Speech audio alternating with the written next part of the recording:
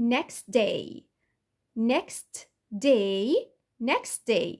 صوت التي دوت راح فين؟ هلو معاكم مس رحمة شعبان، والنهارده ان شاء الله ميعادنا من كل جمعة مع درس جديد من دروس الفونولوجي. النهارده هناخد درس اسمه Elision in English. ايه هو الإليجن؟ وهو حذف الأصوات.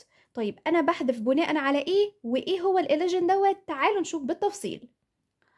Elision is the omission of a sound or syllable in connected speech, especially to make pronunciation smoother and faster.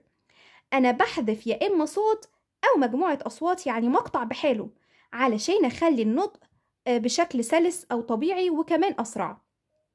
طيب في أغلب الأوقات بيكون الليجن دوت عبارة عن consonant cluster جاي مع بعضه، أو مجموعة أصوات ساكنة جايين ورا بعض من غير فاول وبحذف منهم. طب النهاردة هنركز على إيه؟ هنركز على نوع واحد بس منهم، وهو consonant cluster elision، وخاصة التي والدي. أنا بوقع صوت and د، هوقع صوت منهم. طب تعالوا نشوف الرول أو القاعدة النهاردة.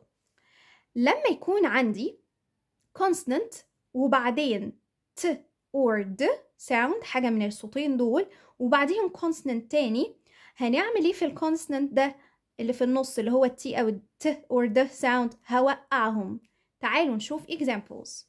next day في الستاندرد pronunciation لما اجي اقرا كل كلمه لوحدها هنلاقي الكلمات على القاموس كده next day، ولكن في الكونكتد سبيتش او الكلام السريع هتلاقوا صوت الت ده اختفى. بصوا كده next day next day، حصل ايه وليه؟ تعالوا نشوف. هنا عندي كام consonant؟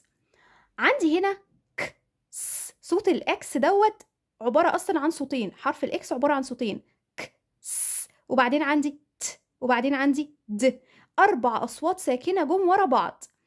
فجربوا كده تنطقوا الكلمتين مع بعض next day next day. حصل ايه لما جيت اقرا اصلا التي بالاجبار كده؟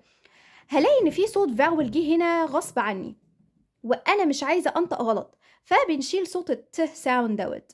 فمش هقول next day next، لا مش هجيب فاول. next day next day next day. يبقى انا بالتالي وقعنا صوت التي علشان ما يبقاش عندي consonant cluster ورا بعض ويبقى النطق شكله صعب. كمان عندي old man old man هتبقى old man old man. حصل ايه في صوت الدي؟ كمان اختفى. ليه؟ لان انا عندي هنا صوت ال D M، صوت الثلاث اصوات دول او الثلاث حروف دول consonants، فهوقع صوت الدي old man old man. طيب دول كانوا على حدود كلمتين، يعني كلمة وكلمة كلمة وكلمة. طب ممكن يحصل في نفس الكلمة بالظبط كده friendship، هي أصلا كلمة واحدة friendship friendship، صوت الدي هيقع friendship friendship. example تاني just now just ج خلي بالنا من الصوت just now. في القراءة السريعة أو الكونكتد سبيتش هتبقى just now just now. حصل إيه؟ صوت الت ساوند اختفى. ليه؟ لأن هنا عندي consonant ت consonant consonant، بقى عندي consonant cluster، وقعت صوت التي. تعالوا نشوف example كمان. I used to I used to. وانا بقرأها قراءة بطيئة لقينا ايه؟ I used د، هنا صوت الزد ز، سوري صوت الاس هنا صوت ز used to. I used to صوت الزد لما جيت اقرأ قراءة سريعة اول حاجة تعالوا نفصصها. هنا صوت ز د ت، في هنا 3 consonants ورا بعض، في 3 اصوات ساكنة. في القراءة السريعة تبقى I used to I used to I used to.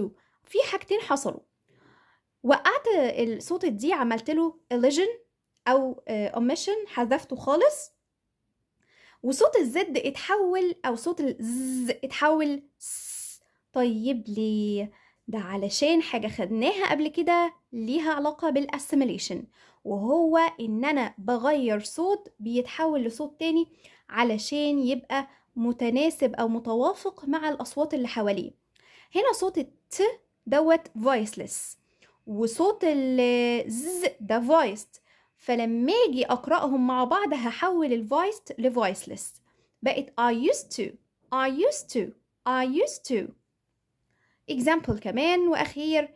she acts well she acts well. في القراءة السريعة she acts well she acts well.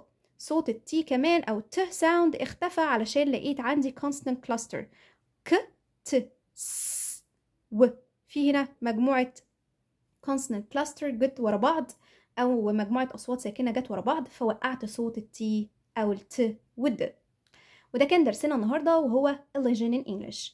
استنوا بقية دروس الليجن أو باقي الإكزامبلز وإمتى نعمل الليجن بالظبط من كل جمعة إن شاء الله. ما تنسوش لايك وشير وفولو لبيج إيزي إنجليزي على كل المنصات. باي باي.